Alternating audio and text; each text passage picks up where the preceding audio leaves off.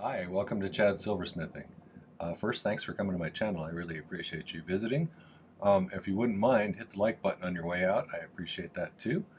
Um, I'd like to thank all of my subscribers. We've recently passed 2,300 subscribers, which kind of blows me away.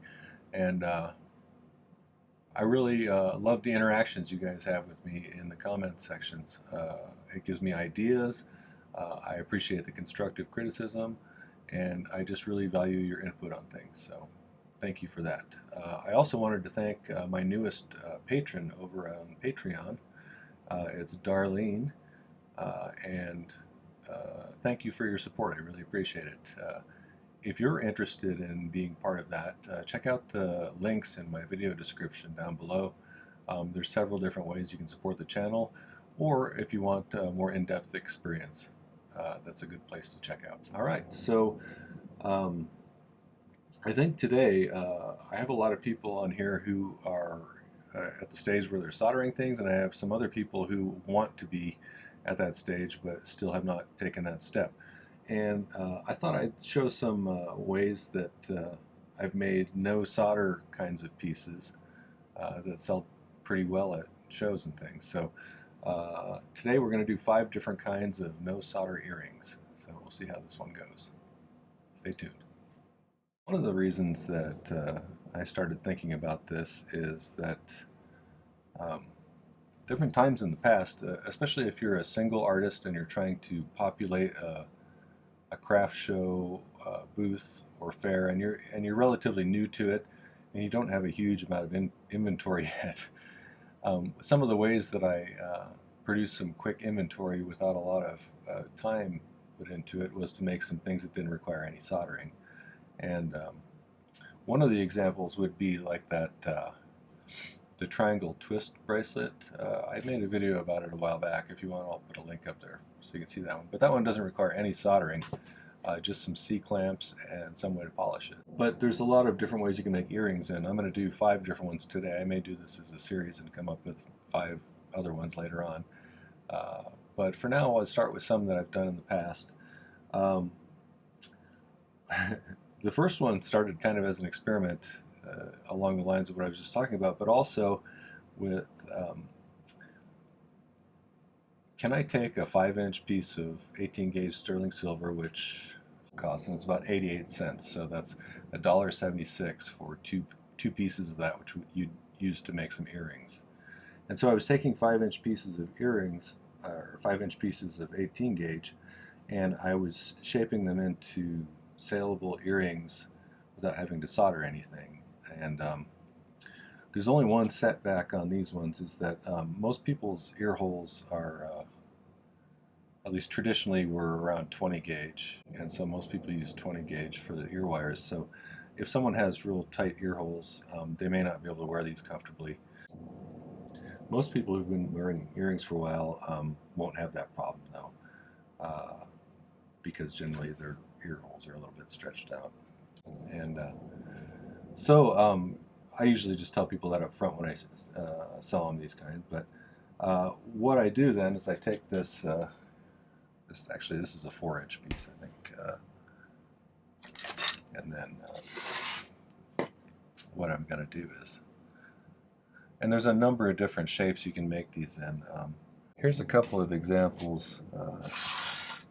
These ones I already made, and these ones were I made right prior to the video, so I'd have some more examples to show. But I'm going to go ahead and make a square spiral, and again, I'm just doing spirals randomly. There's a lot of different shapes you could make here. You could make little kind of animal shapes or whatever. You just have to play with some ideas. But so we're going to make one of these, and you can see, notice on these ones they're flattened out a little bit. That's because after I make the shape that I'm going to make, I just take it over and I hammer it flat a little bit so that it does a couple of things. One, it'll keep it from losing its shape as easily because it's in one dimension, it doesn't want to bend at all. And 2, it just gives it a little more surface area so you can see the silver a little bit more. Alright, so let's make a little square one. I'm just going to use one of those pliers. So my experiment was, okay, I got you know, $1.70's worth of silver and these 2 pieces of wire, how much can I sell them for and get by with it without people feeling like they're paying too much? And my finding was that $30 to $35 is what you can sell these for, at least around here. And so they're pretty easy to make. People seem to like them. They don't cost you much. So where's the downside? I haven't made any of these for a while, so except for the circles I just made, or the spirals. Circular spirals. These are square spirals. Okay, so I did about that way, and then right here. Close enough, probably. All right, and then the only other step then is just... So one of the things I point out to you when you're doing this, if you're making spirals like this, if you don't kind of try and keep it from changing shape, as you hammer it, it'll kind of spread out like that and get more kind of skewed, which looks like one of those old-fashioned spirals from the Twilight Zone or whatever when they're transitioning. So I think it was the Twilight Zone, one of those kind of shows. So I usually hold part of it like this so that it can't open up any when I'm pounding it. Just flatten a little bit of it first, and then it'll do it less.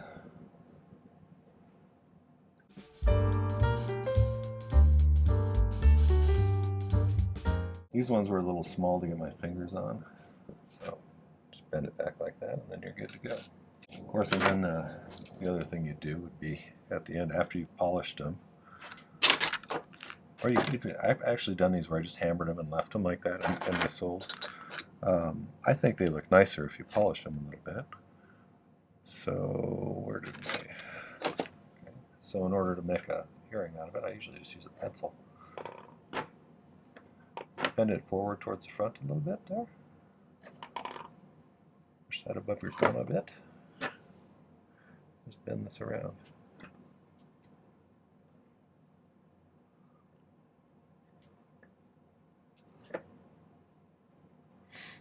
Like a little ear wire. And if you want, you can tweak it a little bit. Yeah, and those will go for, you know, $30 to $35 sometimes. Okay. Like I said, you can make any shapes you want. I used to do kind of squiggly line ones, and do some that were kind of geometric shapes that weren't regular, you know, kind of different angles and stuff. And those look pretty interesting. And might even be cool to make 2 different ones, one for each ear, so they're not the same on both sides. That would be sort of avant-garde, I would think. So that's one no solder earring style that I've had some success with before. Another one involves using up little pieces of scrap that I occasionally have of thicker sheet. Like this is some 18 gauge scrap that was in my scrap box over here, and it's got some teeth marks on it from the tin snips, so it's not going to be much use for me. However, if I run it through the rolling mill with a texture sheet and then drill some holes in it and cut it in half, suddenly I have 2 pairs of fancy dangly earrings, or 1 pair of fancy dangly earrings that I can sell for, you know, $45 to $50. So versus melting it back into scrap and selling it back to Rio. So so let's do that next. Here's my fancy rolling mill Dremel area.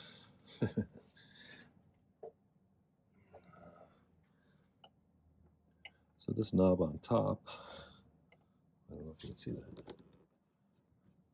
This knob on top adjusts the distance between the 2 rollers.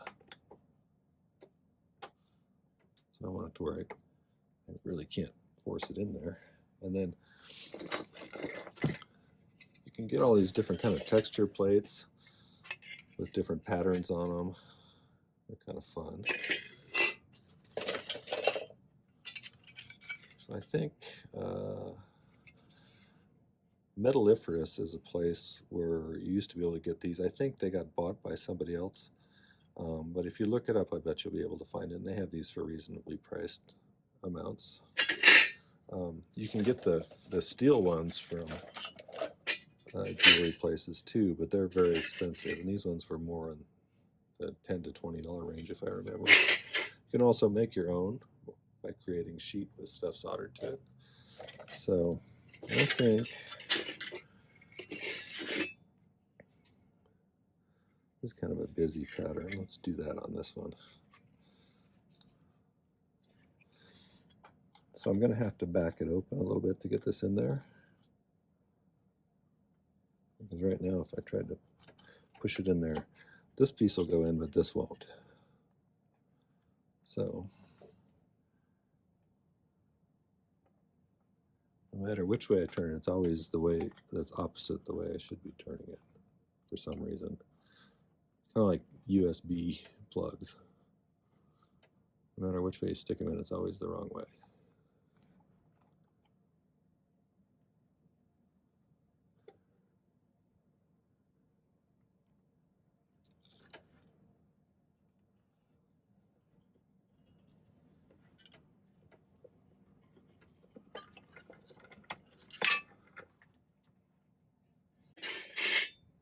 Okay, so now we got something. It's got a pattern on it. And we can cut that in half, and we'll clean it up a little bit with the file, and then drill a hole in it, and we'll have some earrings that we can put wires on.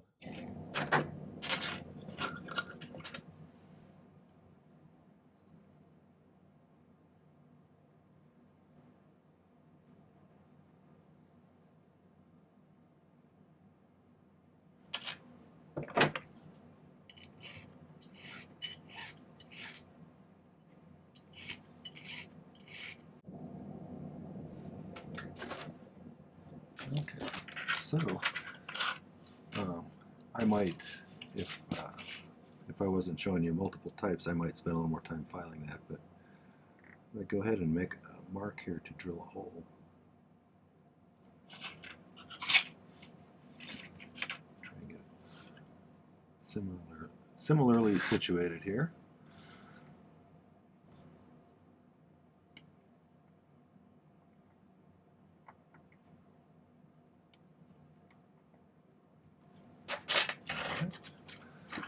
I'm just going to put a drill bit in my Dremel and we'll just drill a hole.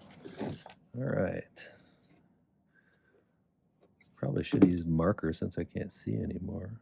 Well, we're just going to put a little center punch mark there.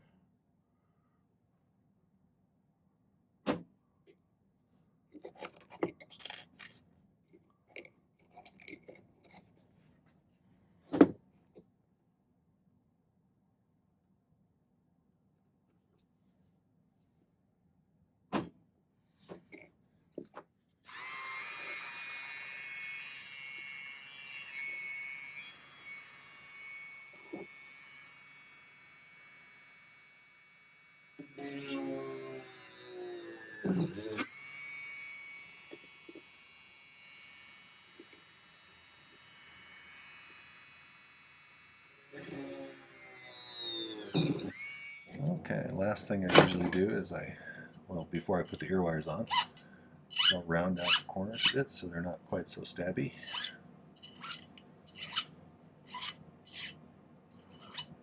Nobody probably wants stabby things next to their neck. Okay, so I'm cutting 3-inch pieces-ish.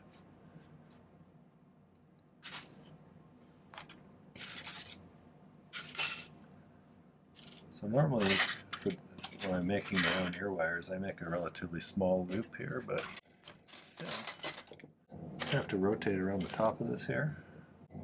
If we were doing solder earrings, you could put a jump ring in there, but I don't usually like to put little tiny jump rings because one good yank and they'll open up, and then you won't have an earring. You'll have to call Chad to have him make you a matching earring for the one you lost. Okay, so like I said, I'm going to make a little bit bigger loop here than I normally would. I normally make pretty small. I don't want it to be able to rotate around that top there. Like that. Okay.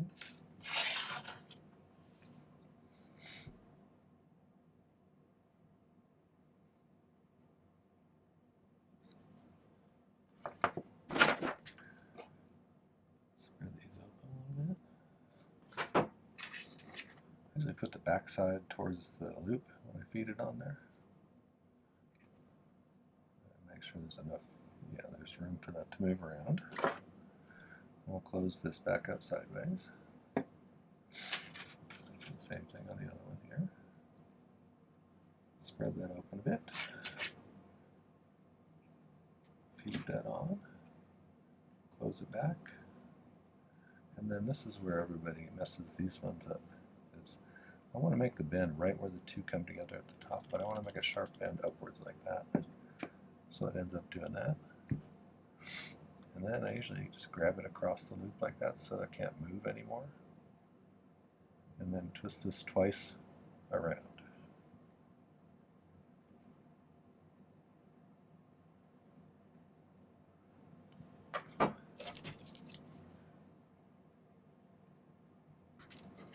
Cut that off, and then we got our ear wire attached, which after it's polished you can go ahead and finish shaping. So if you want to see how to do that, I have a couple of videos actually. One is just ear wires, and it's pretty old, but then the other one I had a whole bunch of different earring back kind of styles, two different kind of French hook wire styles. So if you're interested in that, check out the link up there. Alright, so yeah, so we'll do the same thing on the second one too. And that's what those will look like. So that's just out of scrap, you know, so that's kind of nice to be able to make something saleable out of scrap.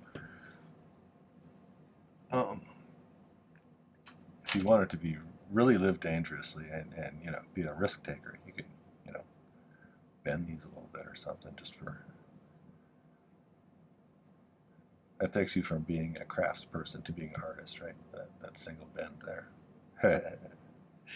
So I was thinking maybe we could do some little relatively thin sheet discs that we dome out and texture. So actually texture first and then dome out, and then drill a hole in them so that they can hang from ear wires. I think those would be kind of pretty earrings. So let's try that one. So I have a disc cutter here. If you've never seen these before, they're handy. This is kind of a cheapy model, but the way they work is you position, you got a slot in the side, you position your sheet in there, and then there's a pin here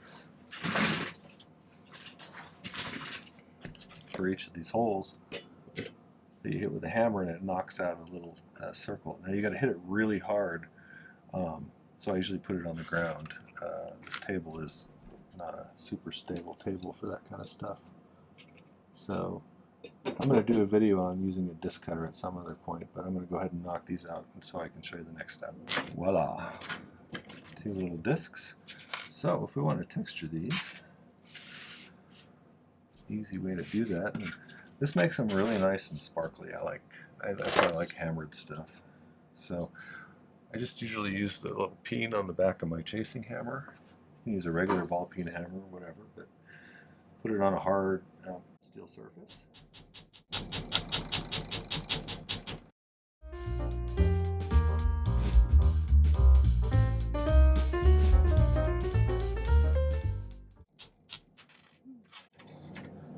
All right. Okay. I'm going to try to make a mark,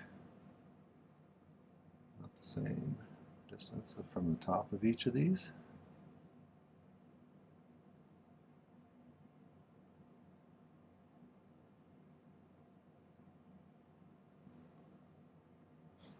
Close enough, I suppose. Okay. I'm going to drill these. So I thought it'd be nice to, you could probably just, you know, polish them and then put the ear wires on like that if you wanted to. That's one variation you could do. You could also, with the discs we just did, instead of hammering them, you could do a texture like we did on the other ones. There's so many different variations, you know. Just a lot of cool ideas. So You could, a friend of mine does discs with holes in the tops and bottoms, and that connects them with in interesting kind of chandelier styles with multiple discs, and those look very nice. So let's see, we could dome them in two different ways. We could dome them this way, or we could dome them the other way. I was thinking the other way, like that. So I don't know if I wanted to do too much, just a little bit. Vibrations a little bit.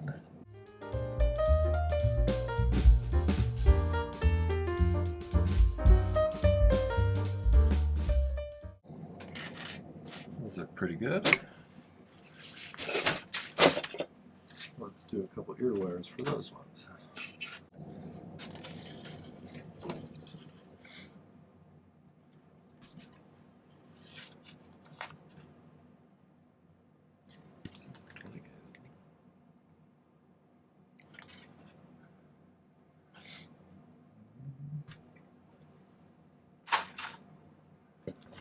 Because the hole's a little bit away from the edge. I don't put them too close to the edge because silver, over time, rubbing on itself, will wear a cut through there.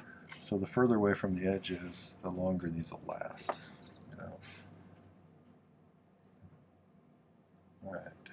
Same thing to do.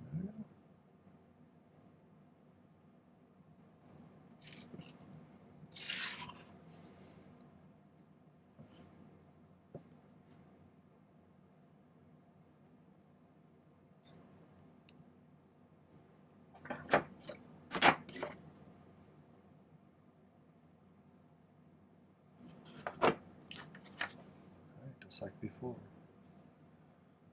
Need to open that a little wider to get this on there. There we go.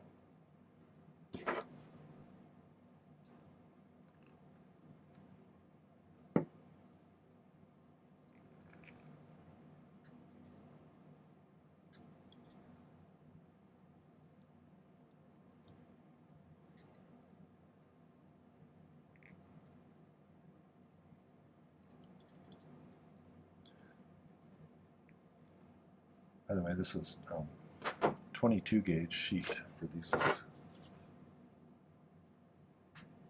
If you start to get too much thinner than that, you start to feel sharp on the edges to me once you polish them, and I never have much liked that.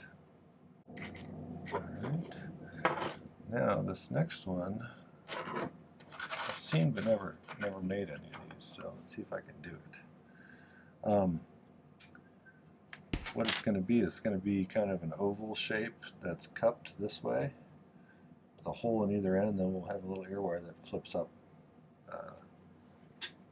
You can kind of like hinge almost. So I've traced out some little ovals. I found these pieces of scrap in the bin. Again, this is 18 gauge.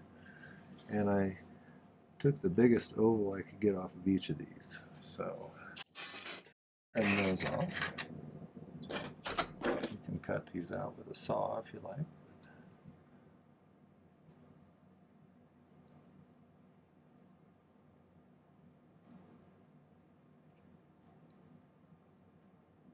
Everybody always asks about these shears. These are just little Fiskars craft shears that you can get at most hobby stores.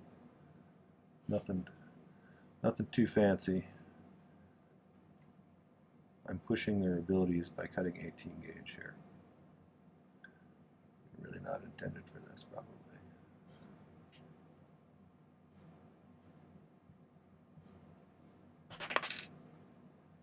No, I haven't killed any of these. Even after making all these videos, I haven't broken one. I broke one of my wire cutters on camera, actually. I don't remember which video it was. Alright, so I'm going to go ahead and file these a little bit. If you're ever commenting on an older video, and you're asking a question about a specific aspect of it, try to be real specific with your question, because I've made a lot of videos now and I can't always remember exactly what I said in each one, and I don't always have the time to go back and review them to see what I said. So if you can, do a little explanation of specifically what you're asking, that helps when I answer you.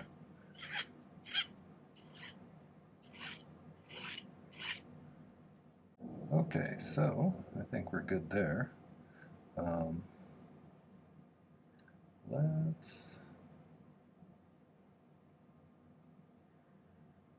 So I think,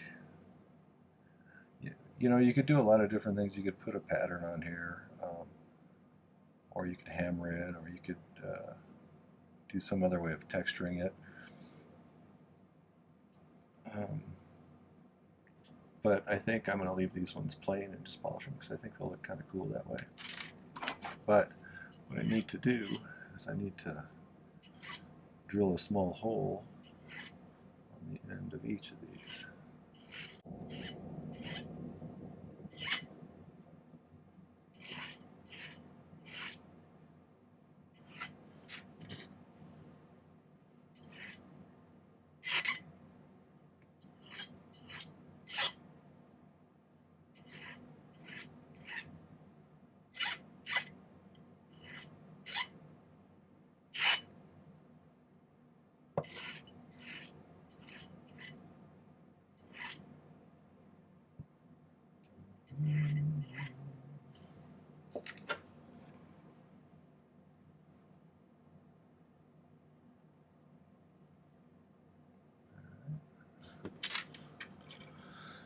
I'm going to use my pick to try and get these pretty symmetrical. My marker doesn't leave a very precise mark, so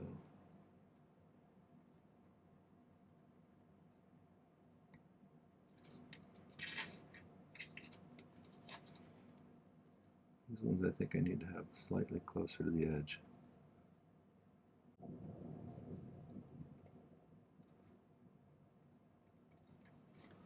Although I've seen these before, but I've never made this kind, so sort of excited to see how they turn out. And I drilled some holes. Yeah, I missed my center punch on that point, but whatever. I might, if I was not showing you how to do this, I might polish these first, but I'm going to go ahead and show you how to finish these ones.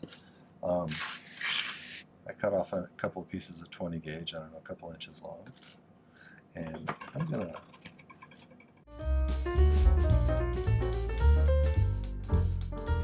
okay. Then we need to get these to have a little bit of a cup shape. And you could do that in a number of ways. Probably do it with these bail making pliers pretty easily if you wanted to, just kind of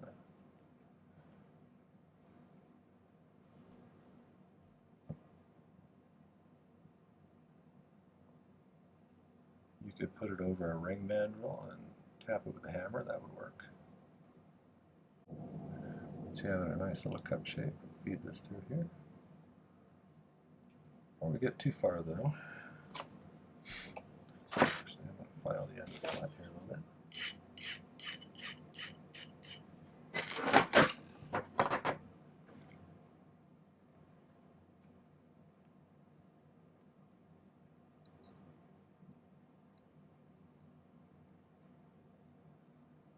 So I'm trying to create kind of a hook over that like that.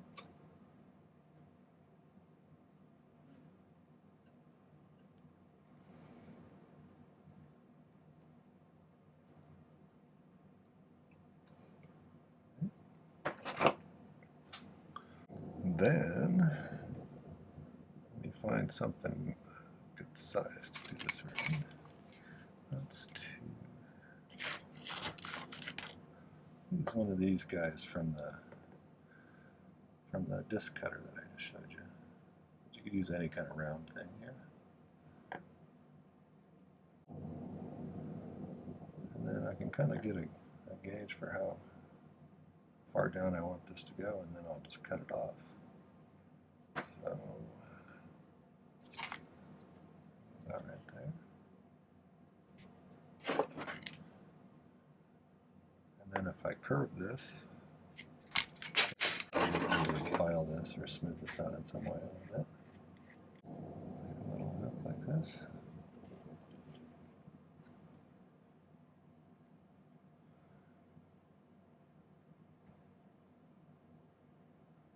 I need a little bit more of a hook there. You might need to bend this back and forth a few times to make it even springier than it is already. That's kind of a nice shape. I bet that would hang nice from your ears. So one way to keep it from bending a lot and also to give it a little stiffness would be to flatten it up at the top here a little bit, sideways.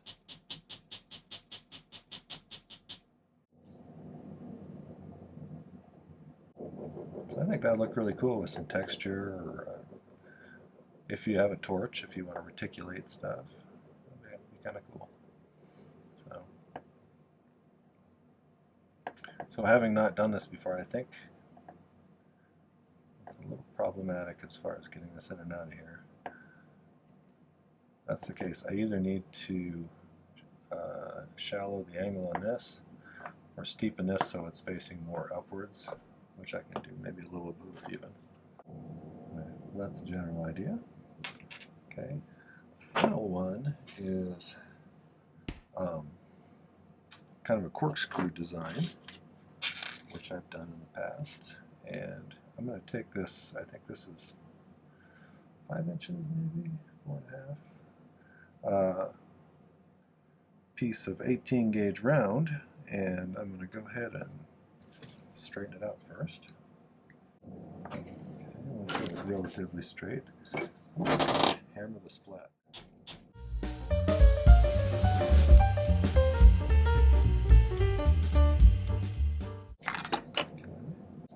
Okay, so let's find the center of this one. Okay, so I got the center here. I'm going to make a little loop up here, bending these past each other.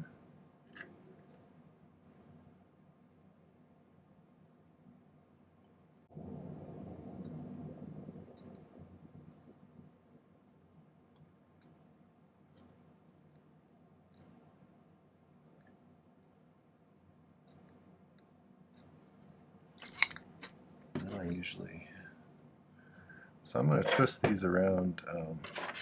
This one I used. This thing right here, which is a tapping pin. Tapping punch, I should say. So I'm going to want the top of this to be kind of about as wide as the top of that. So I'm going to bend these.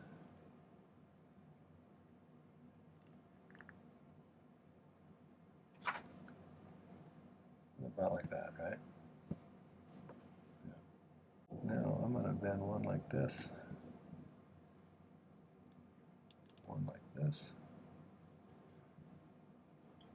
And I'm going to twist this just a little bit.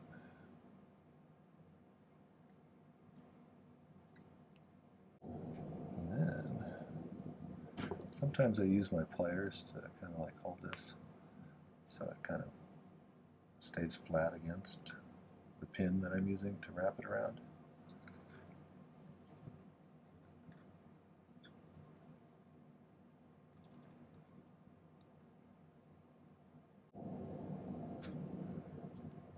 Trying to kind of keep them symmetrically apart when I'm wrapping them like this.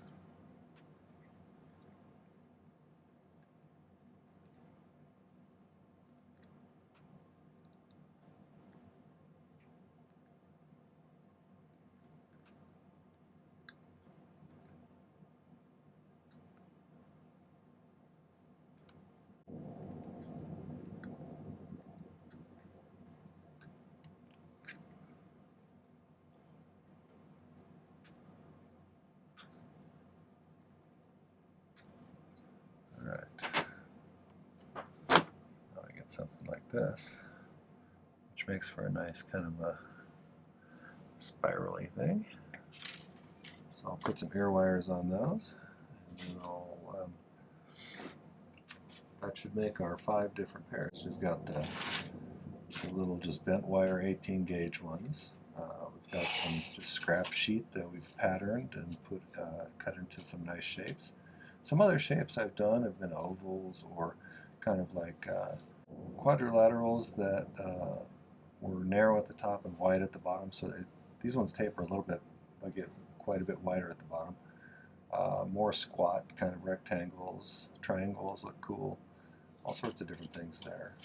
And Of course, you could hammer those as well if you wanted to. Discs, connected to other discs or just by themselves, domed or not domed, just with a hole drilled in them, and then feed a wire through it and try to make an ear wire out of it. These ones I thought were kind of cute. They're a piece of sheet that's just scrap sheet that I had on my scrap box, curved like that into an oval shape, and then you put a little ear wire on it that you've hammered flat at the top. Nice. And then finally, I'll put ear wires on these as well, little corkscrews out of just some 18 gauge round wire that's been hammered flat.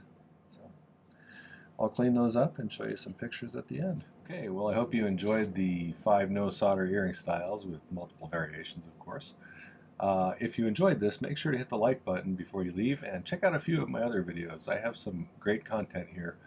I'm uploading 3 videos per week.